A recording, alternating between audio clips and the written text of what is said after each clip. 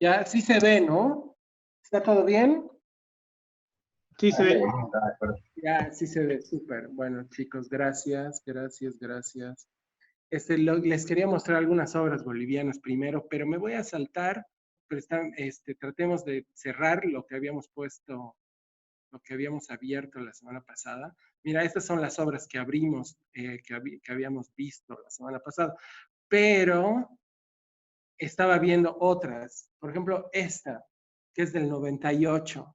A mí me parece increíble que esta obra infringe directamente como en la población. Lo que hace es como que pagarle a ese señor para que ponga su tráiler en una de las salidas del periférico en la Ciudad de México y bloquea, literalmente bloquea la salida y con eso destruye toda la circulación del tráfico de la ciudad, que ya de por sí es penoso, ¿no? Es directamente relacional, es inevitable sentirse directamente influido por la obra. Esa que la conocemos bien, esta es una obra conocida. De hecho, no sabía, pero ahorita que estaba investigando me di cuenta que la ha hecho varias veces. Le pagó a un montón de chiquillos mexicanos para que se tiñan el pelo de rubio. Estaba directamente relacionada con el racismo en México y con el hecho de que, para que te caigan bien, le dices, güerito, güerito, güerito, güerito, todo ahí. Hay este afán colonialista como de relacionarte con el gringo que es por el rubio, en el caso que es más lindo. Me parece que ahí está la crítica política, pero aún así es inevitable pensar que hay como algo cocinándose acá. Es imposible pensar que no hay una actividad relacional acá. Esta es otra que me parece clara, es 11 personas remuneradas para aprender una frase. Esto es imposible que se pueda debatir sobre la relacionalidad de la obra. ¿Qué opinas, Carla?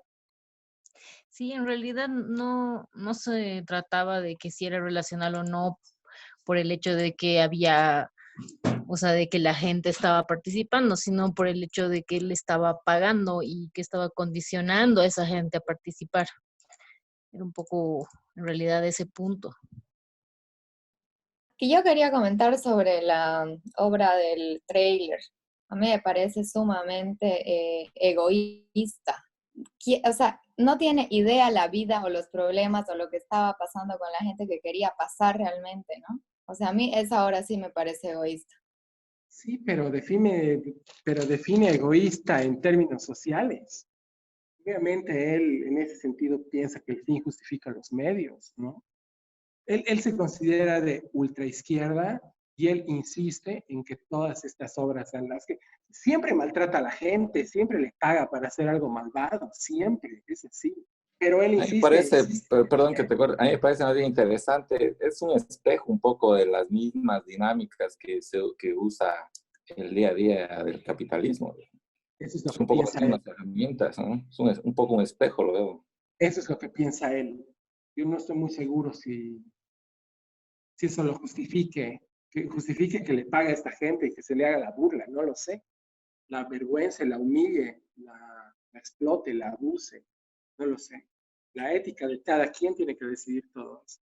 Se ha hablado mucho de este mismo tema en el taller porque siempre va a ser complicado aproximarse a una obra tan compleja éticamente, tan delicada, ¿no? Nos va a obligar a tomar una posición como artistas, como humanos, como personas, y como participantes de un circuito que lo fomenta y lo promueve también. Y es una de las cosas que a mí me parecen más complicadas, ¿no? El circuito está ahí promoviéndolo, vendiéndolo.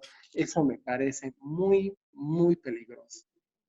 No sé quién habla, pero igual interesante el que pueda salir también del circuito y empiece a tocar justamente estos temas sobre lo ético, lo moral, el dinero, el poder del dinero, las necesidades básicas. O sea, de repente igual es como de los pocos que también llega como a empapar o sea, lo que en realidad existe, ¿no? Y hasta donde uno, o sea, donde uno también existe. No sé si está claro eso. Ya, vamos a empezar, bueno. Quería poner esto como un apócope porque me quedé pensando en lo que decía Carla. De todos modos, y voy a terminar con esto, el hecho de que le está...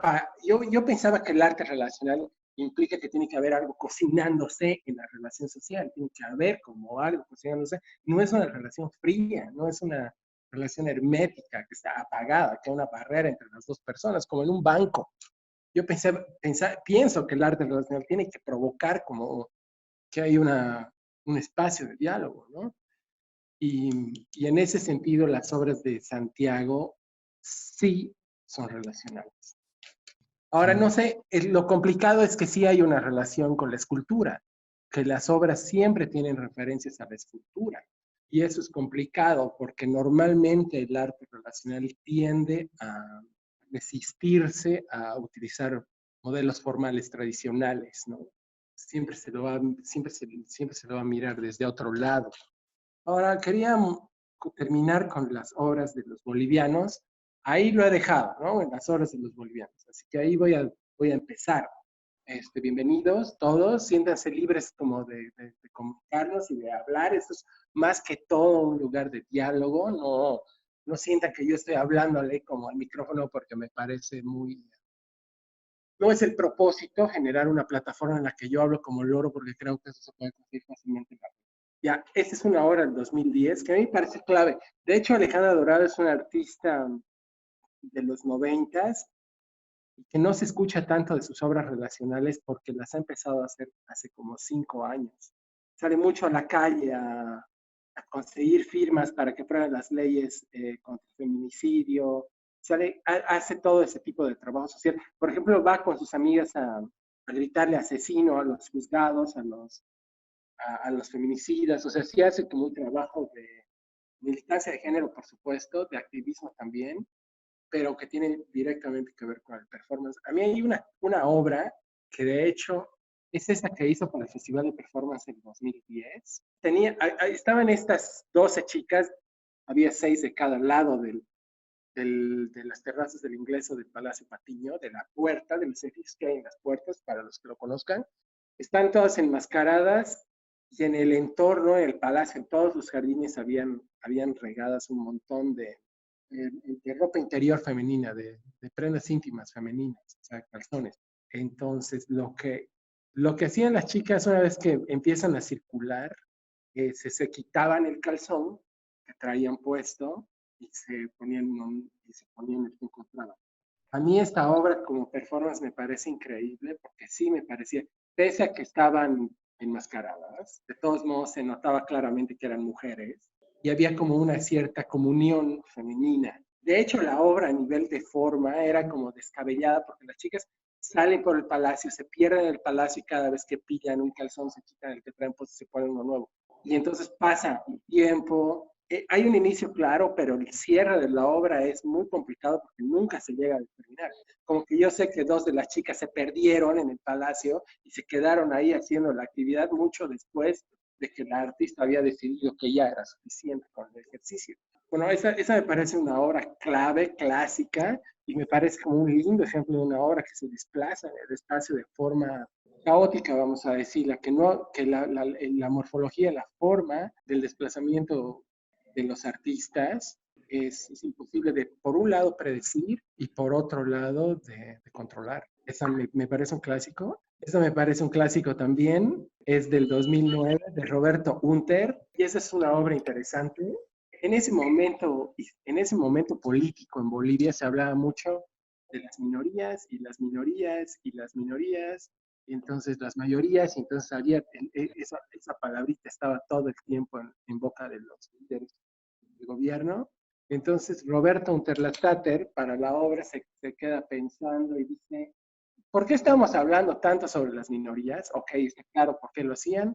Se queda pensando y dice, en realidad la menor de las minorías son las prostitutas travestis. A raíz de esa reflexión, invita a 4 personas, a 4 travestis, ¿sí? Porque no eran transformistas, eran travestis, a cantar el himno nacional en la plaza principal.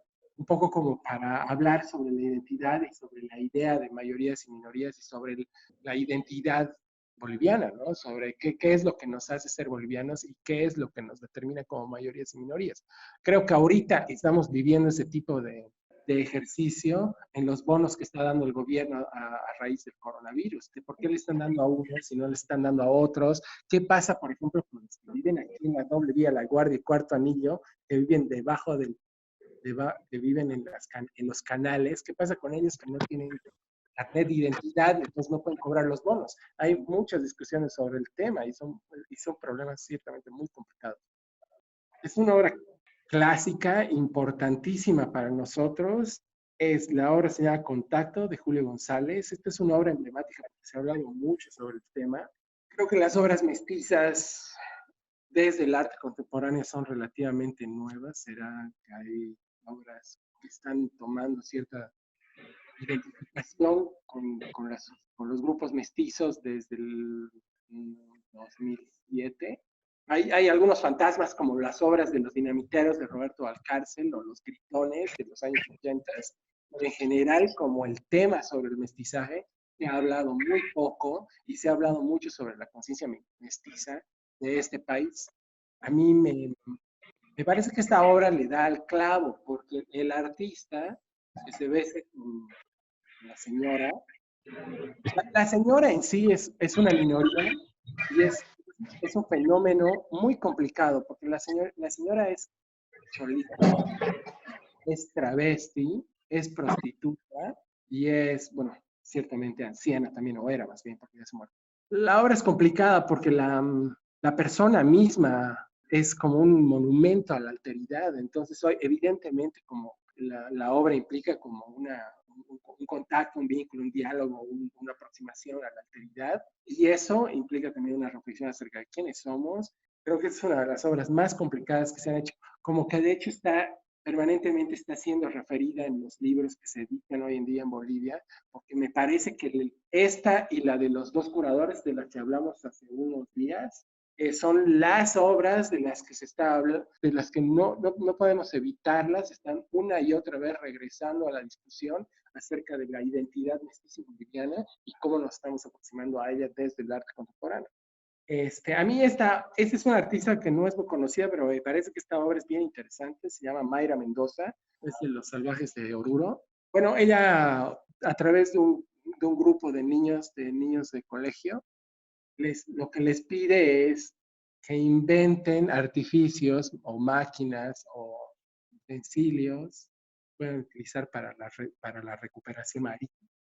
Esta niña, por ejemplo, sugiere conseguir semillas exploradoras para matar de risa. Entonces sí hay, por un lado no se olviden, sí es una obra totalmente relacional, sí hay como evidentemente el vínculo con los niños, pero también hay una manera como muy divertida de aproximarse al tema marítimo que parece que no lo vamos a poder resolver nunca. Yo creo que ni siquiera recuperando el mar vamos a poder resolver el problema. Ya, esas son las obras bolivianas que quería terminar lo que hablamos la semana pasada. Pues ahora vamos a continuar con la discusión de la semana pasada. Esta ya la hablamos. A mí me parece increíble. Esta obra la vamos a recordar. Es el Museo Precario de Albinet, de Thomas Hicham, con un montón de gente del Medio Oriente que vive en Francia. Entonces construyeron en una especie de favela francesa un centro cultural, museo, con un montón de basura que habían conseguido por ahí. Una vez más, el problema de las obras relacionales, cómo las localizas a nivel de morfología tradicional. No existe, y esa es una de las obras que me parece más increíble de esta obra. Entonces alguien se levanta y dice, esta es una ocurrencia. Y alguien que es un poco más hippie, dice, esto es trabajo social y esto no es arte. Y es una de las cosas que siempre se le ha dicho como no tiene morfología, como el suelo morfológico de la plataforma relacional es tan endeble, no sé si la palabra es endeble, es tan blanda, ¿ok? Siempre pueden aparecer estas propuestas que sí no tienen morfología y que sí parece trabajo social y parecen unos hippies con basura, pero de todos modos van a abrir una discusión sobre la cultura, ¿no? Entonces parecería que al final el arte es cualquier cosa que pueda ser capaz de desatar una discusión dentro del escenario cultural. Pero entonces, ¿quién va a decidir qué se discute dentro del escenario cultural. Y ahí nos vamos a desplomar porque esto es una basura. Estas obras de Gillian Wedding de los 90, bien interesantes y bien complicadas.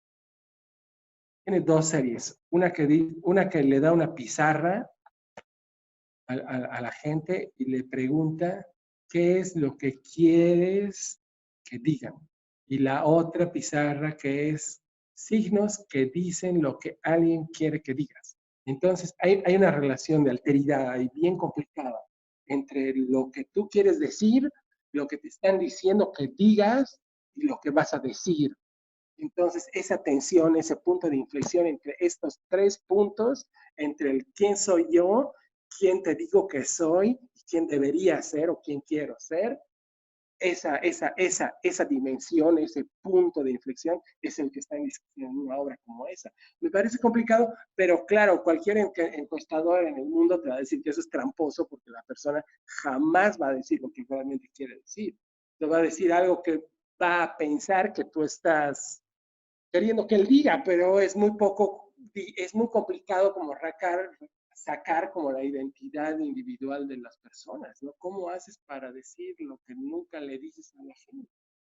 Este punto de inflexión entre entre el fotógrafo, el espectador y el artista y la persona que está ahí del otro lado de la cámara. Ahora me parece increíble. La vi hace poco en el Malva. Esas de hecho son las fotos de los chicos del Malva. Es una puerta giratoria humana. Tienen toda una coreografía que realizan durante todo el tiempo de la exhibición, que es una acción que se realiza durante el Open. No están ahí durante los 2 meses de la exhibición y tienen como esta coreografía que a mí me parece lo más emocionante, en las que en algunos momentos giran y te abren el paso para que tú puedas circular. ¿Alguien que tiene algún comentario? Ya. Hola, Rodrigo. Creo que ha sido impresionante cómo cambia la interacción cuando son obras hechas en museos, ¿no? Cuando están hechas en lo cotidiano, es como que parecería que tienen algo más relacional. No, más bien más que relacional, más artístico, ¿no? Porque el museo va a fungir como plataforma semántica. Entonces, cualquier cosa que veas en un museo se va a entender directamente como arte. En cambio, estos, si te los topas en otro contexto, No, esta obra definitivamente tenía como una aproximación estética que era difícil de evadir. Los tipos están uniformados, o sea, el color ahí como pastelado con el que visten es a propósito, y sí había como una coreografía ordenada, determinada, lo cual de todos modos va a dejar claro que es una obra de arte, no hay una duda al respecto, la discusión no está ahí, pero de todos modos sí hay como una interacción con el público que me parecía muy divertida y que me parece que ejerce de una forma súper efectiva. Dentro de esta selección hay algunos artistas que son de lo más chiflados. A ese me tocó verlo en Nueva York y me parece increíble porque ese no es un artista de museo, no es un artista conocido. De hecho, conseguir la información me costó un montón porque casi no existe. Pero es un tipo que como que se sienta como en un lugar público y escribe como un poema analizado. Esa es como su práctica creativa, está ahí. Hay un vínculo directamente relacional. La morfología está, pero no está como en la visualidad de la obra, está tal vez en la creatividad del poema, pero de todos modos hay como un vínculo relacional que va a ser el detonante para construir el poema si es que quieres ver a la obra como un poema. Porque si la quieres ver desde otro lado, desde un performance, desde la práctica relacional, él mismo, como su vida misma, su manera de mover, de adaptar su estilo de vida, eso va a ser la obra. Esa es una obra que a mí me parece increíble, definitivamente tiene interacción, pero tiene como una perspectiva un poco diferente, porque el artista se llama Roman Bondak, y la obra se llama Midiendo el Universo. Entonces, el artista invita a todos los visitantes de la sala a medirse y entonces en esa medición ella va a escribir la fecha de nacimiento, el nombre de la persona que va a medir y entonces se va a ir construyendo este ruido visual con toda esta medición, pero me parece increíble. Hay algo muy relacional, por un lado, y por otro lado, como se vuelve un dibujo, se vuelve una instalación. Aquí sí hay forma, ¿eh? Lo que es impresionante de la anterior pieza que hemos visto, Rodri, es su sencillez también, ¿no? De concretar su estrategia tan sencilla y súper linda. Claro, ahí, como es simple creatividad, cómo puedes activar una obra de una forma tan simple y puede convertirse en algo tan sensacional. Igual me parece interesante cómo va cambiando cronológicamente estos ejemplos de lo que es el arte relacional, porque sí se ve como que en los 90 era mucho más empleado en acciones cotidianas, ¿no? Y como ya entrando al 2000 o finales de los 90 empieza a entrar como que al museo. Me parece interesante, es como que si se hubiera adaptado de vuelta. Es como si fuera otro tipo también de relacionamiento que hay, ¿no? Cambia mucho el contexto.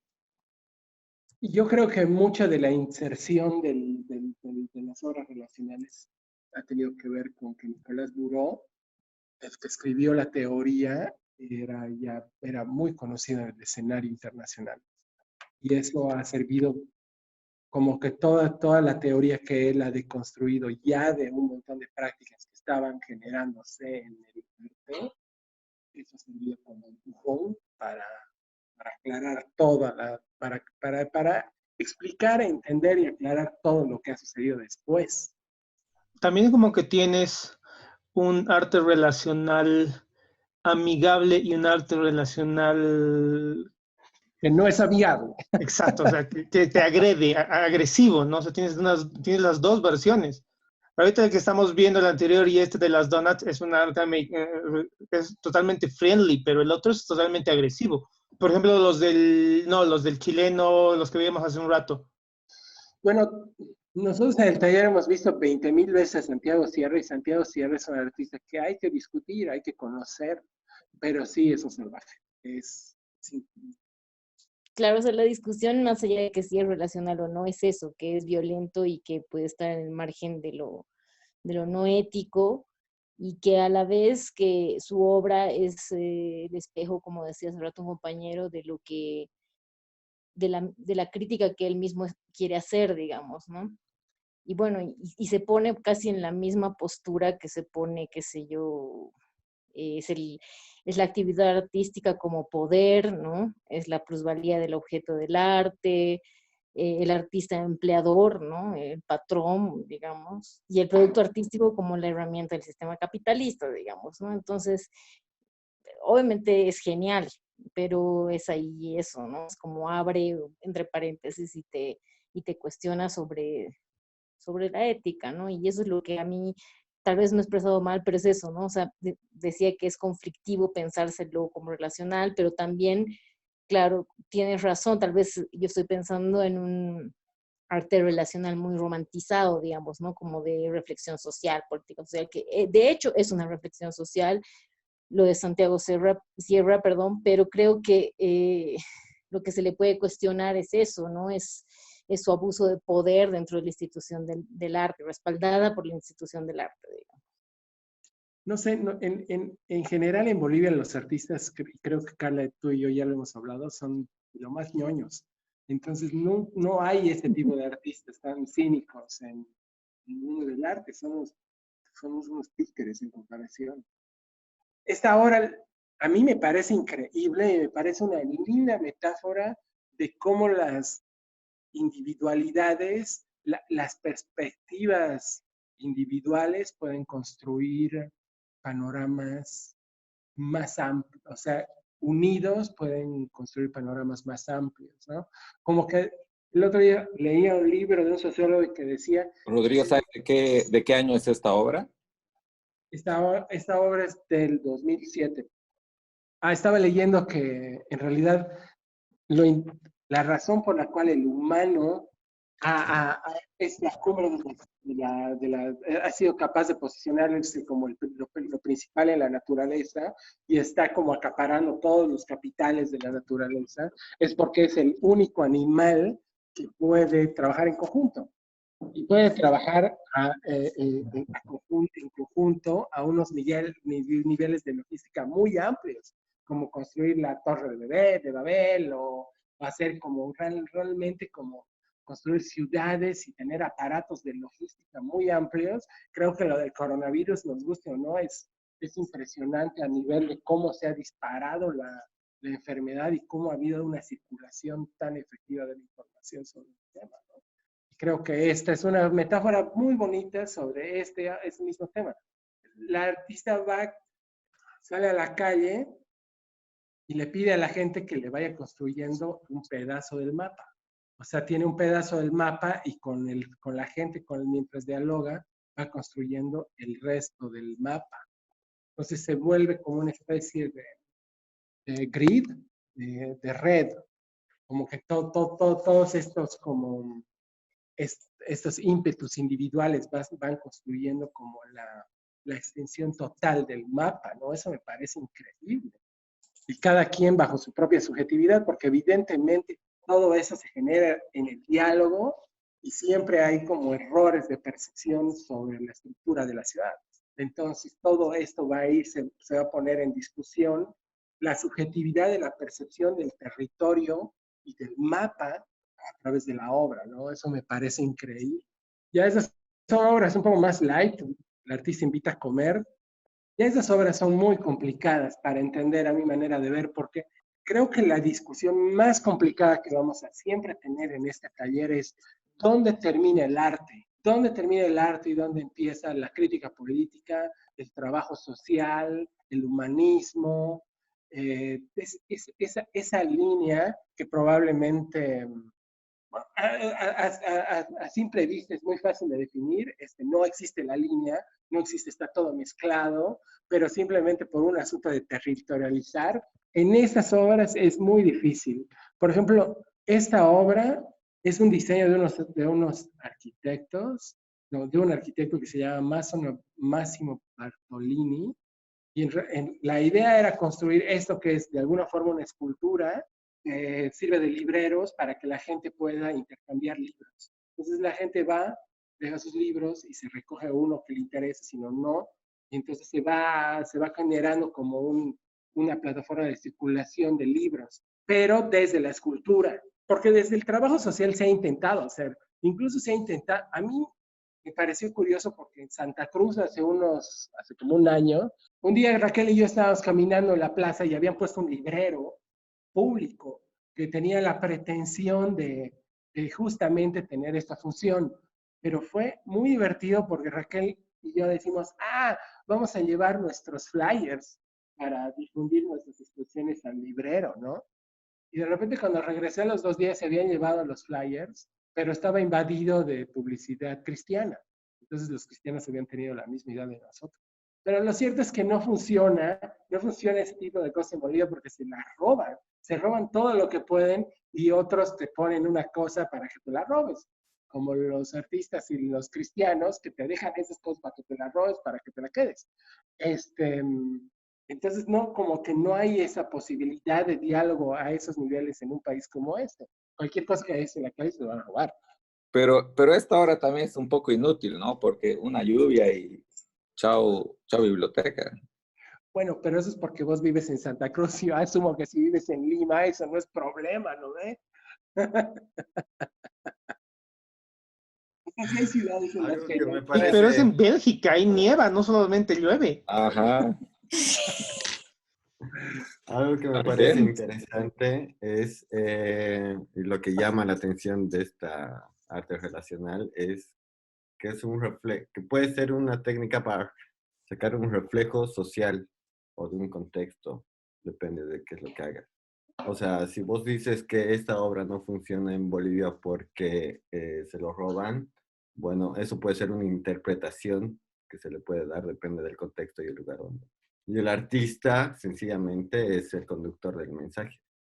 Y su mensaje es tan subjetivo que puede ser tan amplio. Y, nada. Y algo que me hace recuerdo, que no sé si lo has mencionado, que el 2018 hubo un artista residente en kiosco, una chilena, no me acuerdo su nombre, que trajo El Secreto, que eran sobres con secretos, y te hacía firmar un contrato para que vos puedas leer el secreto si vos dabas un secreto. Y eso lo pusieron en la manzana 1, no sé si recuerdas. Y esa la pusimos en la La de manzana. Tracy, La ¿eh? mesa por fondo se llama. Sí, ok. Quiero que miren la relacionalidad de la obra, no le miren la morfología. O sea, sí, la lluvia es problema del dueño de del boliche, pero en realidad sí hay maneras de construir un diálogo con los públicos y esas son las cosas que me parecen interesantes, desde lo legal y desde lo normal y desde lo normal también. Me parece que siempre hay un montón de intersticios en los que los artistas pueden navegar. Y al mismo tiempo no funciona como una especie de tester de la sociedad. O sea, porque lo mismo que decías hace rato, la pones aquí, todo el mundo se lo roba, pero en Bélgica no. Sí, sí, pero ese no es el propósito. O sea, María Galinda, ¿crees que el trabajo, voy a decir una cosa, tal vez me vaya a luchar? Y sabes que te van a arrestar, entonces no hagas algo para que te arresten, ¿me entiendes? Hay que tener cuidado con eso. O sea, si ya sabes qué es lo que te va a suceder, por favor, no lo hagas. O sea, pero entonces, ¿qué dices? ¿Pedir permiso para que hacer algo que supuestamente quieres vandalizar? O sea, pedir permiso para vandalizar, ¿dices? Bueno, no sé, yo soy fanático de Einstein. Einstein decía que si haces lo mismo 2 veces y esperas resultados distintos, eres un idiota. Pero en el caso, digamos, que ya especificado Galindo, de María Galindo, tal vez lo que ella busque es eso justamente, ¿no? O sea, cómo quebrar a la voluntad de la Isabel, de la policía o de la institución, y justamente va a ello, o sea, hay una intencionalidad más bien, va dirigido a eso. Más bien la búsqueda de la Galindo, de la María, es esa. Exacto, ¿Cómo el día yo que nadie le creo? tire pelota se suicida. Claro, no, pero justamente ya llegó un momento en que ha sido tanto el desgaste de lo que ha ido haciendo, cada vez ha ido perdiendo fuerza. Hasta la última vez que sacó esa carta contra la presidenta, que cada vez, o sea, se ha ido desgastando como discurso, de haber sido un discurso y que ha abierto espacios y ha tenido muy buenas propuestas, de pronto se ha desgastado y ahí tienes una María no sé, personalmente lo veo en decadencia, ¿no? O sea, tal vez es una forma agresiva de decirlo, pero ¿dónde quedó María y su discurso? ¿Dónde? Porque además ya no es Mujeres Creando, ya es María y Mujeres Creando. O sea, en realidad, ¿existiría Mujeres Creando sin María? ¿No? Entonces vemos que la artista, la hacedora de todo esto ha sido Galindo y obviamente tiene sus seguidoras. Y en este momento, ¿dónde está el discurso? Ha sido un discurso fuerte, ha propuesto, etc. Pero en este momento, como dices, ya nadie le va a dar importancia, ya, ¿no? O sea, ya está totalmente visto, se desgastó. Bueno, yo no creo que sea caduco, supongo que es incendiario y, o sea, no todos tienen que gustar, pero sencillamente me parece algo que ella al solo escribir 5 oraciones puede incendiar, o yo he visto su obra del Museo Nacional que no ha durado ni 24 horas, que sencillamente con un mural puede incendiar los ánimos de un conjunto de gente, o sea, que tengan además un mensaje tan poderoso que no dure un mural, o sea, ¿qué artista boliviano ha podido crear eso o esas sensaciones? Que es debatible, es cuestionable, esos son gustos, digamos, Pero depende.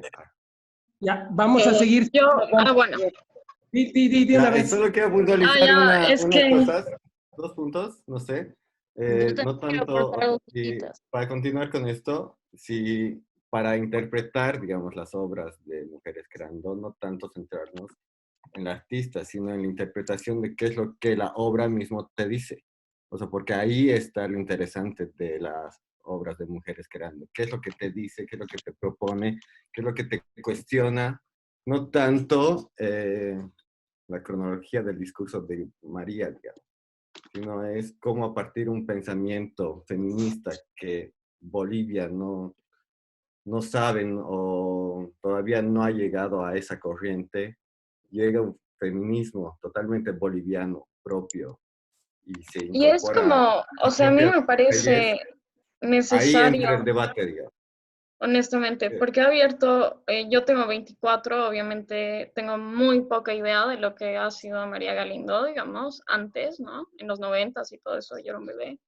Pero sí me parece interesante que una artista mujer haya abierto todo un espacio básicamente para otras personas, como mujeres, ¿no? Que es como un tema bastante difícil básicamente en Bolivia y sobre todo para la comunidad LGTB más, ¿no? Es como realmente puede que su obra esté como estancada, básicamente ella como artista, pero sí me parece como una persona social, aporta demasiado a lo que es la sociedad, ¿no? Y sobre todo ahora que hay como movimientos con lo del Me Too y todo eso, estamos muy atrasados en eso y me parece admirable que haya como una persona que tome estos temas, ¿no? A mí me cuestiona, ¿puedo decir algo? Sí. O sea, un poco el lenguaje, ¿no? Así como la vigencia de la obra de arte o del artista. No sé, ahí como es un signo de interrogación para mí. Y, y creo que leerla a la amarilla dentro del mundo del arte es erróneo porque ella no se considera artista y no creo que sus acciones las considere obras. Entonces, nada, solo eso. Pero afuera sí se considera artista. Yo nunca le he escuchado que se considere artista, o sea, que la institución del arte la reconozca es diferente, pero ella nunca se define como artista, ¿no? Pero es muy conveniente decir no soy artista, pero si me invitan voy. Ten cuidado con eso, es peligroso. Y creo que esa es una de las cosas que al mundo del arte le molestan más, que en realidad reniega de todo el escenario y le dice mil cosas, pero cuando le invitan va, es la primera en ir. Y eso es muy Pero contradictorio. ¿importa el artista o importa la obra al final? Yo creo que en el mundo del arte las obritas en sí no tienen mucho impacto, pero sí creo que es un aparato de trabajo social increíble, porque creo que nadie va a decir que no es increíble, es una mujer con un montón de templanza y fuerza es necesaria también para generar una plataforma, un punto de resistencia, y eso es realmente lo que la detona. O sea, las obritas en sí son un rebote de un montón de conclusiones locas que le saca, como lo que hace la Bienal de Sao Paulo o lo que pretende hacer en los performances. En realidad, como la fuerza social y la voz, creo que son como lo que realmente a ella la distingue, ¿no? Pero ya no quiero hablar de ella, perdón. Lin, es una artista que se llama Lee Mingwei. Es increíble porque, por ejemplo, en esta obra lo que hace es invitar a la gente a llevar su ropa rota y él la va a coser. Lo que se ve acá, en estas partes, son hilos. Entonces, de repente dirán, bueno, pero eso está generando una plataforma formal, una instalación que va a servir de decoración a la obra. A mí sí me parece que es demasiado aparatoso el montaje, pero aún así me parece increíble como que invites a la gente a hacer una cosa que sí necesita, que es remiendos, y hacer una cosa como tan antigua también, como remendar ropa que antes sí se hacía, y hoy en día yo creo que cada vez se hace menos, porque la ropa cuesta en este país cada vez menos, y dura también muy, muy poco, ¿no? Esa es una artista que se llama Candy Chang, que a mí me parece que es la única artista de oficio que se dedica específicamente a hacer obra relacional. Entonces ella permanentemente está buscando nuevas estrategias o estrategias diferentes para poder aproximarse con el público. Y no es que ella salga a la calle a buscar relacionarse con el público, sino más bien lo que hace es como buscar como una manera en la que ella puede construir, en este caso, un objeto de una pizarra que pueda servir de detonante para una discusión, un diálogo, un jugueteo. Entonces, por ejemplo, en este caso, pone una pizarra con un texto que dice antes de morir, y entonces ya la gente sola empieza a expresarse y a decir, bueno, a hablar desde su propio lugar, ¿no? El problema es que cuando desatas una discusión de estas, es muy difícil de conducirla. ¿Cómo la conduces? ¿Cómo la guías? ¿Cómo evitas que alguien se ponga a hacer dibujos obscenos o a poner teléfono de prostitución en el pizarrón en el cual tú lo has puesto con un motivo específico? Y ya sé, alguien me va a responder y me va a decir, no puedes, porque el espacio público estás expuesto a todo. Y eso es justamente lo que pasa. Rodrigo, ahí aportando un poco una obra similar que hay a esta del mural. Hay una artista argentina que se llama Diana Eisenberg, donde ella básicamente hace una especie de diccionario etimológico del arte, se llama Historias del Arte, donde va colocando términos y la gente va dejando lo que piensa de cada palabra. Y llega a tener un diccionario bastante consistente, ¿no? Un libro casi de 300 páginas de lo que es lenguaje popular y también etimológico, pero en el circuito del arte. Como aporte nada más me parece interesante. Pero ahí yo tengo una duda con el término, porque el término en realidad y de dónde sale todo esto es prácticamente del Palais de Tokio, ¿no? En Francia. Sí, es porque ese señor era el director del Palais de Tokio y escribió el libro de estética relacional. Correcto, pero a lo que voy es de que en realidad lo que estamos haciendo es asimilar una definición histórica, ¿no? O sea, estamos creando como un paraguas más o menos para un montón de cosas que han pasado y que de repente hay arte relacional hace, no sé, 10.000 años, ¿no? No, no puede. ¿Por qué?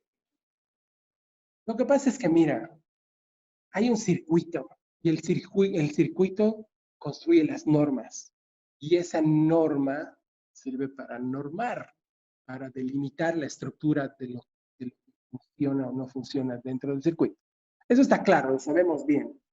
En el mundo del arte, esto opera según los intereses ideológicos del Estado, según los intereses de inversión también de los privados. Hay ciertas coyunturas, el tercer punto es que hay ciertas coyunturas que van a desatar esta discusión. Entonces son esos tres puntos los que van a diagramar toda la estructura sobre la cual va a girar la discusión. Entonces, ¿por qué en los 90 se apareció el arte relacional? Duchamp es de 1914, pero realmente recién se lo entendió en los años 60. ¿Qué quiere decir eso? Que se construyó la teoría sobre lo que estaba haciendo Duchamp. O sea, todas las teorías de la posmodernidad, en el caso, se empezaron a diagramar, a consolidar desde los años 60 y en el mundo del arte se aplicaron fácilmente en los años 90. Entonces, si no hubiera pasado todo eso, no podríamos haber seguido adelante. Digamos que el arte relacional, de alguna forma, dentro de la estructura, es un paso hacia adelante. Pero todo esto tuvo que haber pasado antes, si no, no podía pasar. Entonces, sí hay obras relacionales anteriores, pero nosotros estamos agarrándonos de obras relacionales anteriores con las teorías de los 90, porque ya existen las teorías. O sea, mira, Duchamp dice una cosa que yo siempre repito y miércoles uno debería repetirlo como el Padre Nuestro de las noches, y es que dijo, los posmodernos me malentendieron. ¿Qué es lo que quería decir?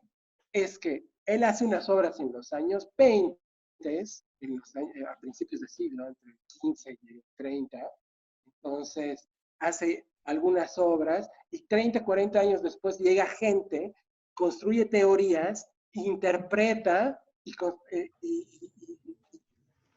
saca todo como una diagramación del sistema en base a lo que él había hecho en los años 30 años, 40 años antes. Y entonces él va y dice, esos boludos me entendieron mal, porque yo lo que quería era, no quería construir una nueva visión sobre el arte, no quería no quería ampliar las dimensiones sobre lo artístico, lo que quería era hacerme la burla y quería resistir y quería joder. Pero sin embargo le construyeron toda una teoría por detrás y el cual él no pudo hacer nada. Ahora, evidentemente después él rehizo las obras para vendérselas a los museos y ahí hay una trampa, porque él, claro, putea de la posmodernidad y todo lo que le hizo la teoría, pero también se beneficia de un escenario que lo empieza a endiosar, ¿no? Entonces es lo mismo. No sé si me expliqué. Voy a seguir. El otro día estábamos con Raquel por ahí y vimos esta obra y a mí me encantó. Había 3 chicas bailando en la plataforma. Es una invitación al público a bailar. Entonces sí, lo que están viendo ahora es el día del opening, en el que evidentemente están las chicas, las contratadas para bailar, las bailarinas, pero también hay gente que se ha unido al escenario a bailar con ellas. Me parece que es un lindo ejercicio de arte relacional, en el cual si hay como un simplemente aparato detonador, hay un detonador que va a provocar que todo lo demás se genere. Y en el caso es este laboratorio de aire, pones una pista, pones a 2 chicas que en realidad no solamente están bailando, sino también te miran y te invitan a que te unas a ellos, porque eso es parte clave de la obra, de que alguien tiene que decirte, tiene que invitarte a ser incluido en la obra, ¿no?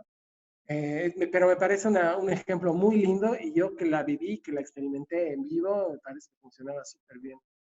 Esa es otra obra que se parece a la que acabamos de ver del señor que escribía poemas, pero este simplemente se sienta a hablar con alguien de algo. A mí me parece increíble porque hay un par de problemas que me parecen muy serios en esta discusión. La morfología de la obra ya no es importante, la vamos a descartar, porque no es la parte preponderante, pero lo cierto es que cada vez es más difícil generar una discusión o generar una relación social o establecer un diálogo. Cada vez es más difícil. O sea, yo sé que aquí en Bolivia, yo por ejemplo, y soy un abrazador confeso, sufriría mucho durante esta enfermedad. Me encanta abrazar y me encanta decir chistes y hablar socialmente. Odiaba vivir en Europa porque la gente no es así en Europa. Pero lo cierto es que en otros países hacer vida social, hacer actos sociales, hablar con la gente y escuchar, esperar que alguien te escuche es muy difícil y creo que estas obras están reaccionando a este problema.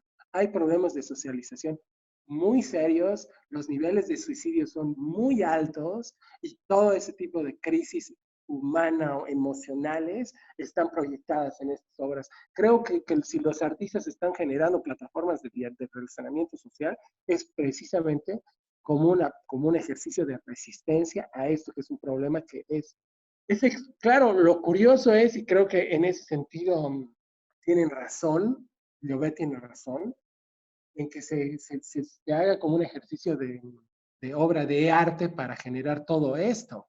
Claro, eso es como lo curioso, pero en realidad la necesidad de hacer vida social y de sentirnos como parte de un grupo, creo que es importante, creo que no la podemos descuidar. Y creo que todas estas obras están girando sobre eso. Esta es de este señor, se sienta ahí a hablar con la gente. Es una obra de Wim del Boye, le paga a un mafiosín para que se tatúe. La obra es el tatuaje en el cuerpo de este señor. Entonces, la discusión sobre la morfología de la obra se